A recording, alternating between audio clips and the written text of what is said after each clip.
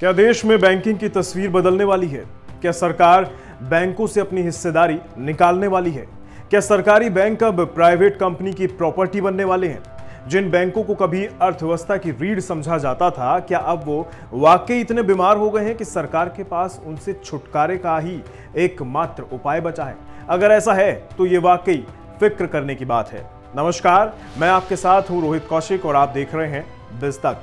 साल 2008 में जब पूरी दुनिया मंदी की चपेट में आ गई थी, तब उस समय देश के वित्त मंत्री रहे प्रणब मुखर्जी ने बड़े आत्मविश्वास के साथ कहा था कि देश ने मजबूत बैंकिंग सिस्टम के दम पर ही मंदी के संकट का मजबूती के साथ सामना किया है। दुनिया के बड़े बड़े देशों में वित्तीय संकट पैदा हो गए थे उस समय, लेकिन हम तब भी बचे हुए थे क्योंकि हमने अपने बैंकों का राष्ट्रीयकरण पहले ही कर दिया था।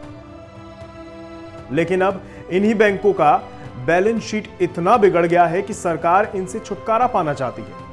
इकोसिस्टम के ओवरहॉलिंग के लिए सरकार बैंकों में हिस्सेदारी बेचने की तैयारी में है।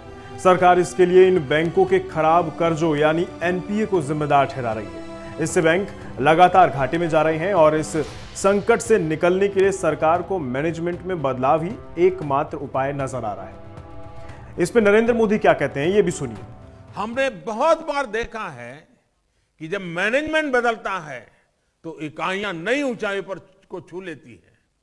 आप सब लोग वर्तमान से नहीं, भविष्य की जो संभावनाएं छुपी हैं उससे इसका आकलन करें और मैं इनके उज्जवल भविष्य को स्पष्ट रूप से देख पाता हूं। खबर यह है कि केंद्र सरकार ने 4 सरकारी बैंकों को निजी हाथों में सौंपने के लिए शॉर्टलिस्ट भी कर लिया है। कहा जा रहा है कि इनमें से 2 बैंकों का निजीकरण 2021-22 और बाकी 2 बैंकों का निजीकरण इसके बाद के वित्तीय वर्ष में किया जाएगा।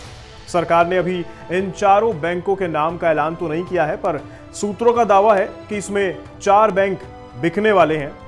उनमें bank of Maharashtra, bank of India, Indian overseas bank और सेंट्रल बैंक ऑफ इंडिया शामिल है। बताया जा रहा है कि निजीकरण का जोखिम परखने के लिए सरकार शुरू में छोटे बैंकों को प्राइवेट कंपनियों को सौंपेगी।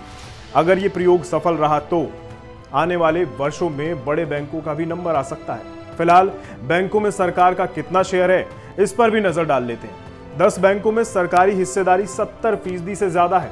वहीं 8 बैंकों में सरकार की हिस्सेदारी 80% से ज्यादा है और 3 बैंकों में सरकार की हिस्सेदारी 90% से ज्यादा है।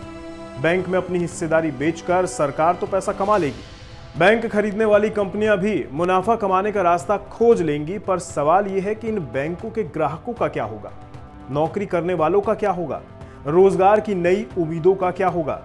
हालांकि जानकार कहते हैं कि निजीकरण से ग्राहकों के खाते प्रभावित नहीं होते। बैंक अपनी सर्विसेज पहले की ही तरह रखता है और लोन की दरें भी ज्यादा नहीं बदलती। पर बात सिर्फ इतनी ही नहीं है। विकास को आगे बढ़ाने के लिए सरकारी बैंकों को हमेशा क्रेडिटर के तौर पर देखा जाता रहा है।